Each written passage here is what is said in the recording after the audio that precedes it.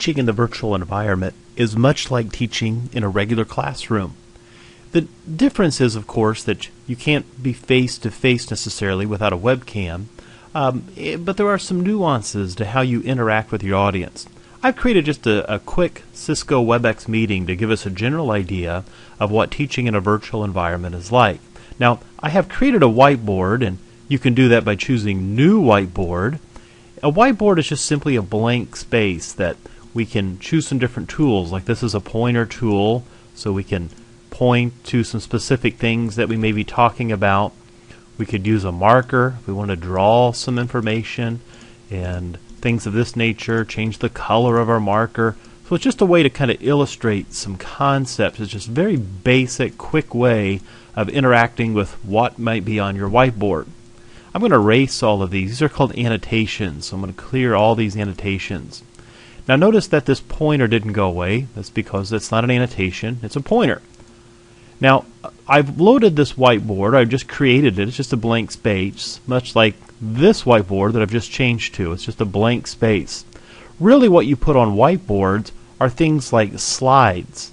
So I've loaded up this slide from a PowerPoint, and it's so that I can interact as if I'm teaching PowerPoint to my audience. And now on this whiteboard I could highlight things, and I could get my marker and circle different important topics. So it's a way of interacting right with my users.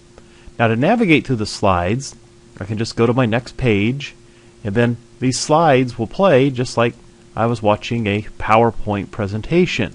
So it's just a way of loading up the slides as all that a whiteboard, for all effective purposes, what it is.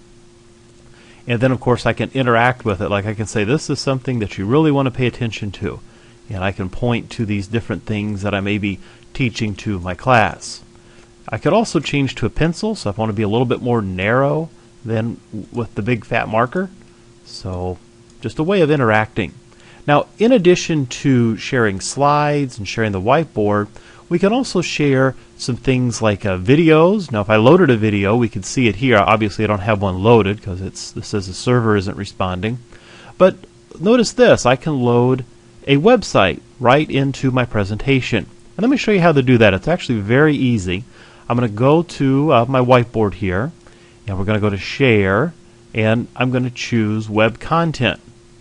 And with the web content, I can just type in the address that I want my users to see in my classroom. So let's just check out cisco.com, and I'll approve that, and then it's going to load right in my presentation.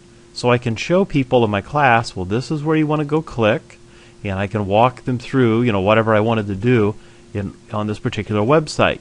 Now the beauty of this is we can load all of these up in advance, so that as I go through my class, I can begin with my presentation, and as I'm working through my presentation, I can hop over to show a particular feature on the website. So that's what all of these tabs are up here across the top, much like your web browsers and whatnot.